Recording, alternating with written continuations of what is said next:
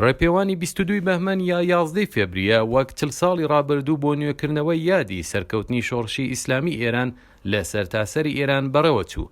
ئەمساڵ لە شاری تاران سەرەڕای سەرمای لە شتەزێنی تاران دەیان هەزار کەس سەر لە بەیانی کاتژمێرنەوە لەسەر ئەم شەقامانەی کە دەگاتە گۆڕەپانی ئازادی ڕێپێوانیان دەست پێ کردو بۆ کاتژمێر 11 گەیشتنە گۆڕەپانی ئازادی.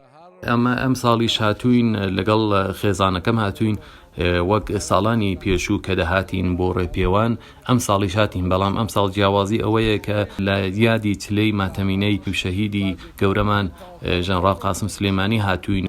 بەحث نظام و انقلاب مەطرحە. ئێمە زۆر خۆشحاڵین کە هاتوین بۆ ئەم ڕێپێوانە و وەک ساڵانی پێشوش کە دەهاتین ئەم ساڵیش بە هەموو وجودی خۆمان هاتین بۆ ڕێپێوانەکە و بە ئەرکی نیشتیمانی خۆمانی دەزانین کە بین بۆ ڕێپێوانی 22 بەهمەن و لێرە دژایەتی خۆمان لەگەڵ ئەمریکا نیشان بدەین و بڵین کە پشتیوانی ڕێبەرمان ئایەتوڵا خامنەیی و وەک نەریتی ساڵانی پێشوو سەرۆکۆمار وتاری تایبەتی خۆی بۆ ماوەی کاتژمێرێک خوێندەوە.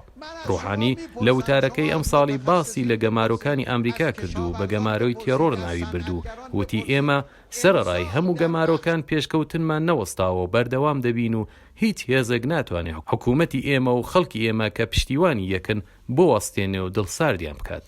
سەرۆکۆماری ئێران لە ئیدامی قسەکانی باسی کوژرانی ژەنڕال قاسم سلێمانی و هاوڕێکانی کردو، وتی ئەمریکا دوژمنایەتی خۆی زۆر ڕوونتر لە پێش و نیشانی ئێمەدا و ئێستاش دەپارێتەوە کە ئێمە دانوستان و گفتوگوی بەبێ مەرجی لەگەڵ بکەین، بەڵام خەیاڵیان خاوە و ئەو ڕۆژە نابینن.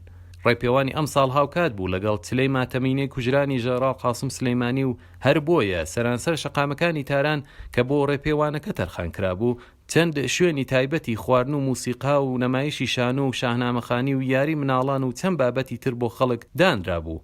مناڵان لەسەر کۆڵمەیان ڕەنگی ئاڵای ئێرانیان دەردێنا یا لەگەڵ وێنەی قاسم سلێمانی و ئەبوو مەهدی موهەندیس وێنەیان دەگرت یا سەرایان دەگر بۆ وەرگرتنی خاپە نیسکێنەیەک و بەم جۆرە ئەم خەڵکە کە هاتبوون بۆ ڕێپێوان ماندوویەتیان دەردەکرد.